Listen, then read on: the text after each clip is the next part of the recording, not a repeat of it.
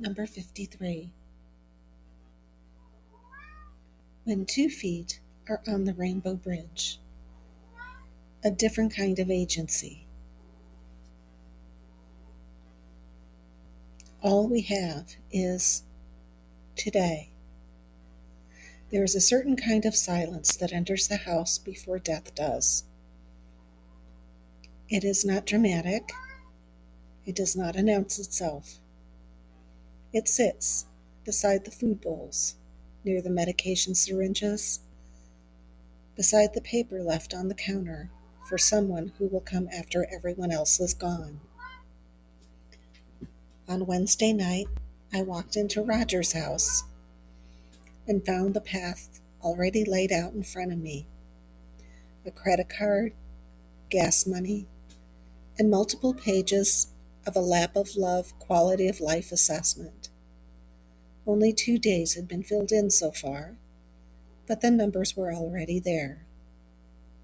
And Roger was already living at a 6 or 7 out of 12. Even I was surprised. Image: what should a pet sitter do before a senior pet declines while the owner is away? Roger's owner is out of town until Tuesday. That sentence carries more weight than it looks like it should. People travel all the time. Pet sitters care for animals while people are away all the time. But when an animal is suddenly standing near the end of life, an owner's absence is not just a scheduling detail. In Ohio, companion animal suffering is not treated as a private sadness tucked behind a closed door. The law has been moving closer and clearer about accountability for cruelty, neglect, confinement, and something they call preventable suffering. A sitter who walks into that house is not just feeding a cat. She's stepping into a chain of custody, care, judgment, and documentation. That is why the credit card mattered, why the gas money mattered. That is why the lap of love paperwork mattered. And that is why the hospice clause in my contract matters. Because without those things, Roger's care could still be loving, but it would be legally and ethically unanchored. The danger in these cases is not only that the pet might die while the owner is away. The danger is everyone might wait too long because no one is sure who has the authority to act. What the owner wants, what the veterinarian needs, or where the line between support and suffering has already been crossed. Roger is 16. He has chronic constipation and bowel dysmotility. He has now been through 2 sedated enemas in 3 weeks. He is eating, then not eating, rallying, then slipping, present and then somewhere farther away. He is also a cat who has been deeply traumatized by veterinary hospitalization, which means every decision about his care has to hold 2 truths at once. What might be medically prolong him and what may emotionally destroy him in the process. That is where hospice and palliative care enter the room. Years ago, when I taught a webinar on animal hospice and palliative care for professional pet sitters, I said this kind of care is not just routine pet sitting with a sadder ending. It requires a different standard. It asks us to think about comfort, function, fear, caregiver support, legal authority, documentation, and the emotional stability of the people involved. It asks us to understand the difference between helping a pet live and helping a pet linger. And that distinction matters. It matters when medications that once helped begin to lose their usefulness. It matters when the treatment plan becomes more about managing symptoms of decline than restoring comfort. It matters when a pet starts refusing medication, food, handling, fluids, or transport, because in these cases, refusal is not always noncompliance and is not always a training problem to solve. Sometimes refusal is information.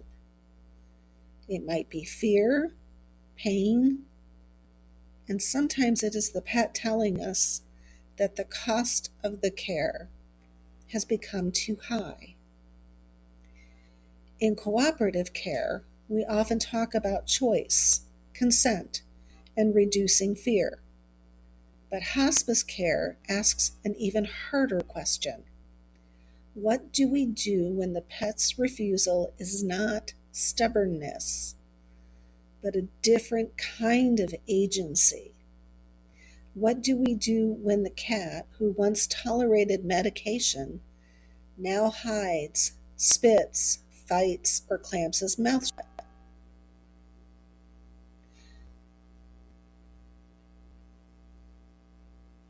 Or retreats from the person trying to help him? At what point does getting the medicine in stop being care and become another burden placed on a body already running out of margin?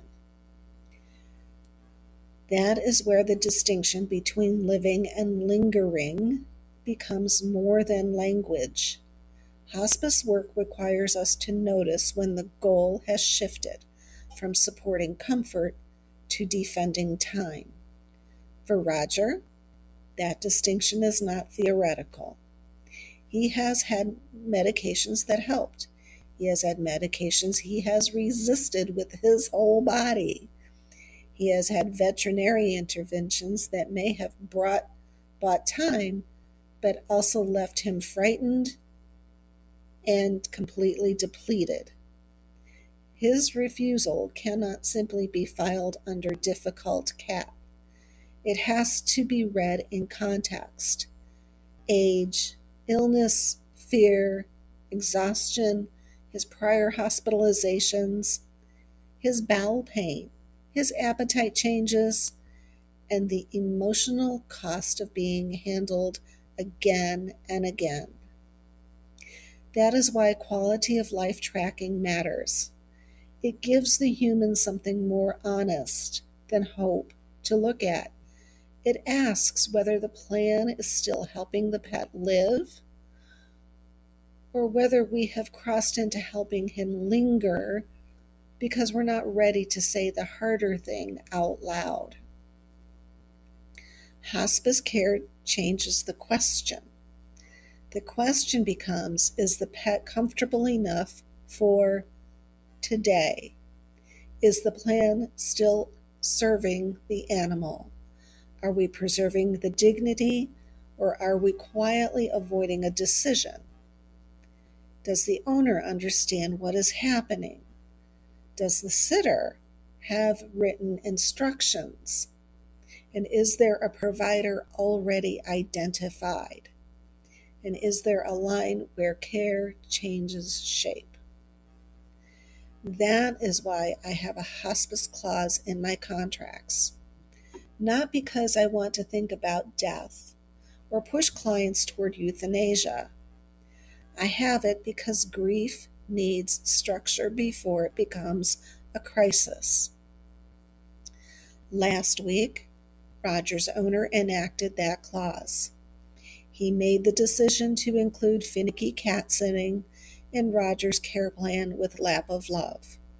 He put in writing what should happen if Roger declines while he is out of the country. He did not leave me a vague permission, a panicked phone call, or an impossible burden of guessing what he would want from thousands of miles away.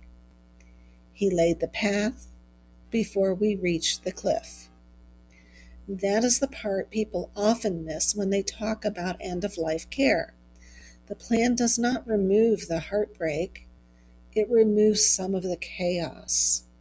It gives the owner something to hold, it gives the pet sitter boundaries, it gives the pet a better chance of avoiding the worst possible version of the ending: a frantic emergency room, a steel cage, strangers' fear, and decisions made too late because nobody wanted to speak plainly enough. Last year, I walked through several hospice cases in my business. Macho was one of them. Macho taught me what happens when a cat's decline has to be witnessed not as a single event, but as a series of small recalibrations: appetite, mobility, medication tolerance, breathing. We literally counted his breaths every visit. His grooming, how much engagement, how much rest, the tiny daily signs that say, not yet, until one day they begin to say, soon. Macho's care required more than affection. It required communication, timing, documentation, judgment, and emotional steadiness. It required knowing that a pet sitter may be one of the few people seeing the animal clearly in the home environment, away from the adrenaline and terror of a veterinary visit. Annabelle was different. Annabelle was the case that asked for the boundary. Her decline was not subtle. The signs were already there: nominal eating, severe muscle wasting, poor grooming, discomfort, and pain. There are moments when when professional compassion means saying gently but firmly, I cannot prolong this. Not because the pet sitter is a decision maker, but because we are not neutral participants when suffering is clear. And that's one of the hardest lessons in hospice work. A pet sitter can be kind and still have limits. A pet sitter can love an animal and still refuse to become part of the delay. And a pet sitter can support the client and still keep the pet's comfort and dignity at the center of those conversations. Cats who have moved into hyper niche, high need space in professional pet care. Cats like diabetics, cats receiving sub-Q fluids, hyperthyroid cats, chronic kidney disease, cancer, bowel disease, neurological decline, cancer, frailty. The work has changed. The old model of food, water, litter box, and see you next time is not enough for the cases many pet sitters are now being asked to manage as part of continuity of care. This is outcome-based care, and outcome-based care requires much more than good intentions. Right now, outcome-based care for me is not just enrichment, walks, food puzzles, or better daily routine. It is every breath. It requires knowing when to document, when to escalate, when to pause, when to say no, and when to ask for veterinary oversight, when to call the owner, when to call the hospice provider, and when to recognize that the animal is no longer waiting for recovery. The pet may simply be waiting for mercy. Roger is not a theoretical case to me. He is Roger. He is the cat who greets me, the cat who has had big feelings about medication, the cat whose owner trusts me enough to ask, if he were your cat, the cat whose care now sits in a quiet space between continued support and final release. When I saw those quality of life sheets on the counter, I felt the shift. The owner had not filled out every page. He'd only filled out 2 days, but that's enough. Enough to show that he is looking.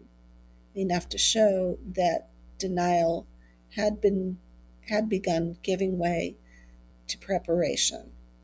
Enough to show that Roger's story had moved from treatment planning into active end-of-life monitoring. That is what the hospice clause is for. It is not paperwork for paperwork's sake. It's not legal language tucked away for a worst-case scenario nobody expects to use.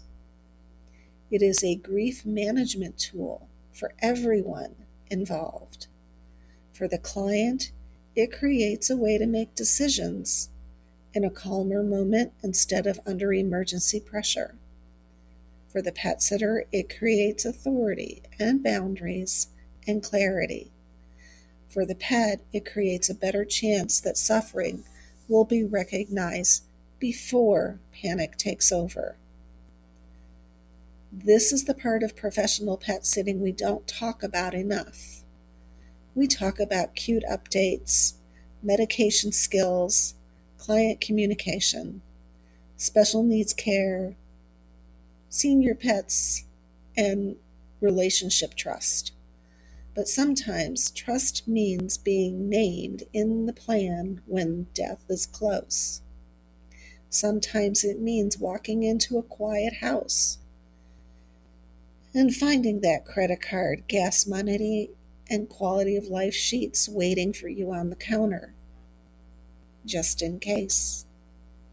Sometimes professionalism looks like standing there for a moment, taking in what the owner has already admitted on paper, and understanding that the next several days may ask more of you than the schedule shows. Roger's owner comes home Tuesday. I don't know what Roger will do between now and then. Cats can rally. Cats can decline very quickly. Cats can live for days in that strange in-between place where the body is tired but the spirit is still visible. My job is not to predict the ending.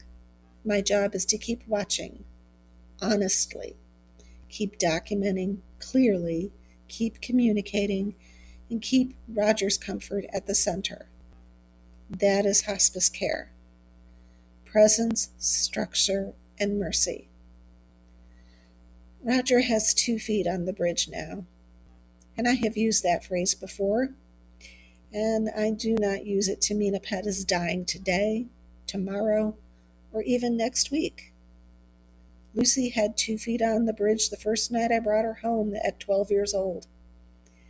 After our first emergency vet run, only hours after adoption, she ended up living to be 19. Another 7 years. Atlas came to me as a foster, quote, for as long as he had left, unquote. Well, he lived another 5 years, often with 3 feet on the bridge sometimes. So no, the bridge is not a death sentence. It's not a clock. It is a place where care has to become honest. And Roger's owners know that. I know it. And the paper on the counter knows it. And because the path was laid before the crisis, Roger does not have to walk it alone. If this helps you think differently about senior hospice care, medically fragile pet care, please consider subscribing and sharing it with another pet sitter who may need it. Field Notes is a reader-supported and paid subscriptions help keep this work available. From my archive, years before Roger's story unfolded, I recorded 2 webinars for professional pet sitters on hospice and palliative care. Rereading this field note, I realized those earlier conversations anticipated many of the questions Roger's case would eventually ask: quality of life assessment, caregiver communication, documentation, the ethical decision making, and the evolving role of a professional pet sitter in end of life care. Each webinar is approximately 30 minutes long, and you can find them below when you have time to view them. The first one is a pet owner's guide to end of life cat care that was presented to Mao Academy out of Dublin, Ireland. And the second one is professional pet care and how it interrelates with end of life care planning. It discusses what that means for professional pet sitters, from the medical support to client communication and documentation, and the ethical questions that arise when we become part of a family's end of life care plan.